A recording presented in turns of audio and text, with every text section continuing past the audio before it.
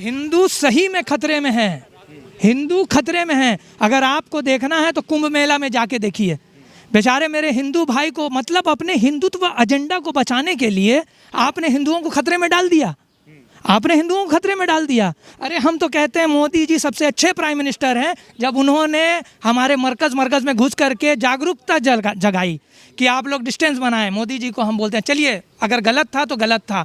तो आज आपने अपने हिंदू राष्ट्र और हिंदुत्व आइडियोलॉजी को ऊपर रखने के लिए सबको कुंभ मेला में ठेल दिए।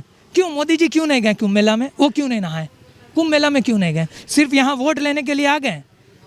क्यों? इसका जवाब है आपके पास। आने वाला दिन कहीं ऐसा ना हो कि हम और आप अंबानी और अडानी के गुलाम उस तरीके से बनकर रह जाएंगे जैसे हमारे बाप और अजदाद जो एक वक्त में अंग्रेज़ों की गुलामी करते थे।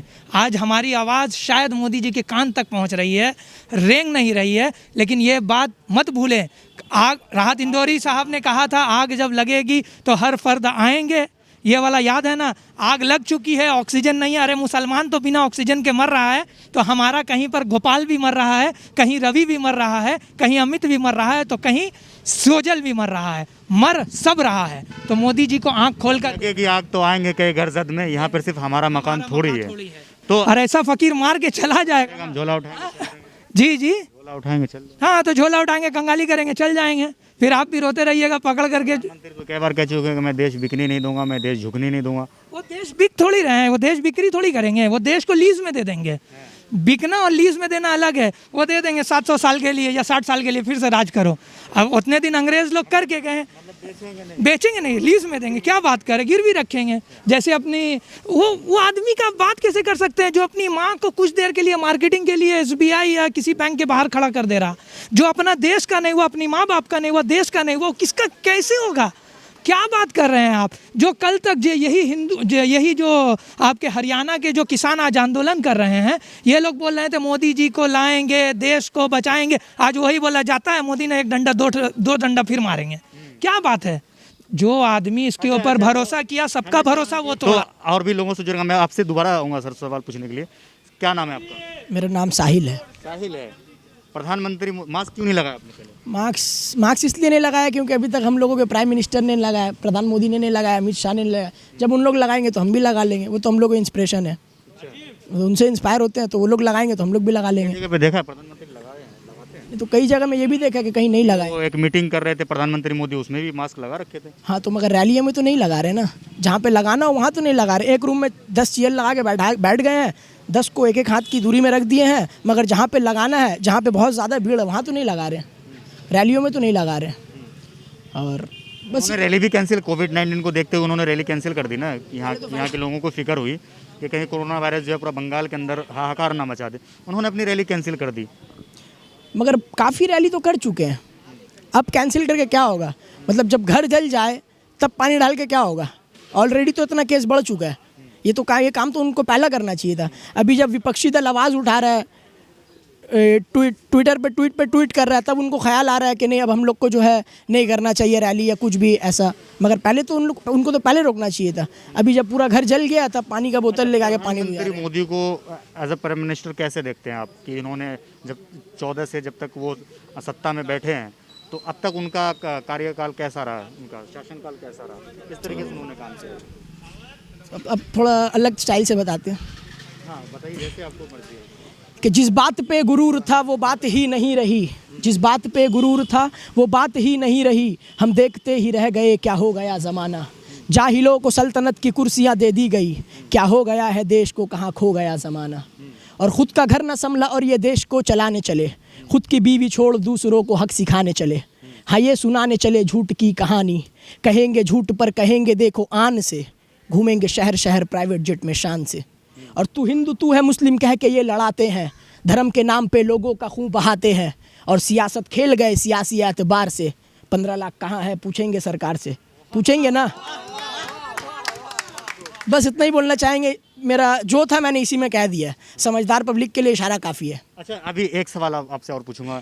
कभी जो है ऑक्सीजन की वजह से काफ़ी लोग जो है मारे जा रहे हैं, तो उसको आप किस तरीके से देखते हैं? सरकार की नाकामी है? बिल्कुल नाकामी, सरकार की नाकामी ही है ये। जब वो दवाइयों का और जो है वैक्सीन्स का जब बहुत ज़्यादा स्टॉक्स था, तो कभी वो बांग्लादेश को भेज रहे हैं, कभी वो कहीं भेज रहे हैं, कभी वो कहीं भेज रहे हैं, कि मतलब इतना लुटा दिया कि खुद लूट गए। वही हाल हो गया, इतना लुटा दिया कि खुद लूट गए। यहाँ वहाँ इतना भेज दिया कि अब अपने पास शॉर्टेज हो गया और हम लोग अब लाइन पे खड़े हैं। जैसे कि आप भी देखते होंगे, हम भी देख रहे हैं। अभी तो हालत समझ लिए बहुत ख़राब है, ऑक्सीजन का लेकर के भी बहुत ख़राब है। ऑक्सीजन के लिए मतलब समझ लीजिए एकदम दिल्ली जैसे शहर में, मुंबई जैसे शहर में तो मारामारी हो रही है। यहाँ तो ममता दीदी बंगाल में कोरोना क्यों नहीं है? बंगाल में क्यों नहीं है? अभी तो आपको बताएं, अभी इलेक्शन चल रहा है ना, इलेक्शन बाद लगाएंगे, इलेक्शन आ जाएगा। इलेक्शन यहाँ पे चल रहा है तो यहाँ पे कोरोना नहीं आएगा। अभी जब तक इलेक्शन चल रहा है कोरोना नहीं। कोरोना बहुत समझदार बीमारी है। हम लोग हमसे आपसे ज़्यादा समझदार है। उसको ये समझ है कि अभी इलेक्शन है, अभी जाने का नहीं है। अभी यहाँ पे इलेक्शन है, अभी अगर जाएंगे तो फिर बहुत मुश्किल हो जाएगा। मोदी जी फिर बरस जाएंगे हमारे ऊपर। तो अभी इलेक्शन है, अभी कहीं नहीं जाना है। कोरोना यहाँ पे आना नहीं है, वहीं दिल्ली में रहना है। यहाँ से इलेक्शन खत्म होगा, यहाँ कोरोना भी आ जाएगा, मास्क भी आ जाएगा, और वो जो एक रूल लागू हुआ था, 2 गज दूरी, मास्क 2 गज दूरी, मास्क पहनना है, बाहर निकलो तो पुलिस डंडा मारती है, वो सब अभी प्रोसेस में है। प्रोसेस में। वो सब भी अभी चालू हो जाएगा। अब बहुत जल्द हम लोग को ये सब इलेक्शन बाद देखना मिलेगा। सिर्फ और सिर्फ इलेक्शन की वजह से सब रुका है। इलेक्शन की वजह से जितना काम है सब पेंडिंग, जितना अच्छा काम सब पेंडिंग है। तो बंगाल में इस बार क्या होगा? किस बारे में? मतलब बंगाल में किसकी सरकार बन रही है? जिस तरीके से कहा जा रहा है कि खेला होगा। तो खेला तो होगा, खेला तो होगा। अच्छा, आप बताइए, आप प्रधानमंत्री मोदी को किस तरीके से देखते हैं? और पहली बात यह कि आपने मास्क क्यों नहीं लगाया? हिंदुस्तान जब से आज़ाद हुआ, मास्क क्यों नहीं लगाया सर आपने? वो तो भाई बता के गए कि मास्क लगेगा इलेक्शन बाद। मोदी जी हमारे लगा रहे क्या? लाखों की भीड़ में लगा रहे हैं, अमित शाह लगा रहे हैं, तो मैं क्यों लगाऊं? कोई कानून पास हुआ बंगाल के लिए? ये 2 तारीख के बाद में मास्क का कानून आएगा, आम पब्लिक के, नेता लोग के लिए नहीं आएगा।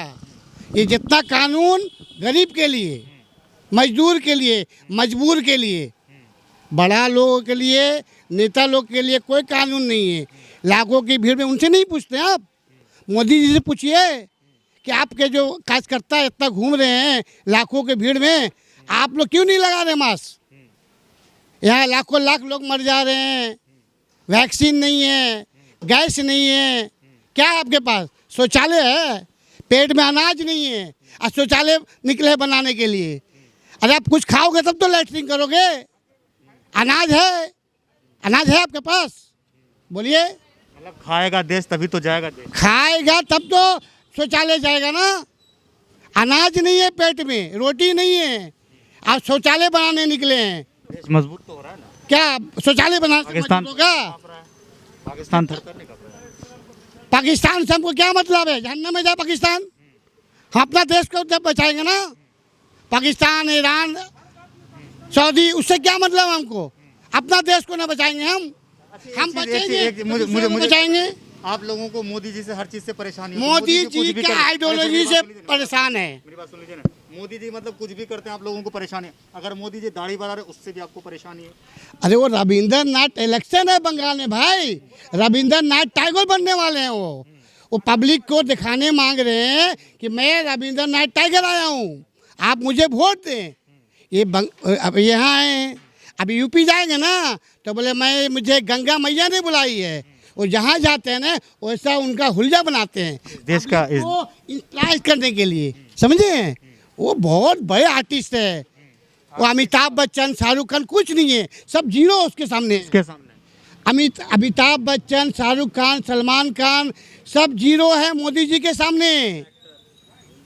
Number 1 actor of the world, no India, number 1 in world.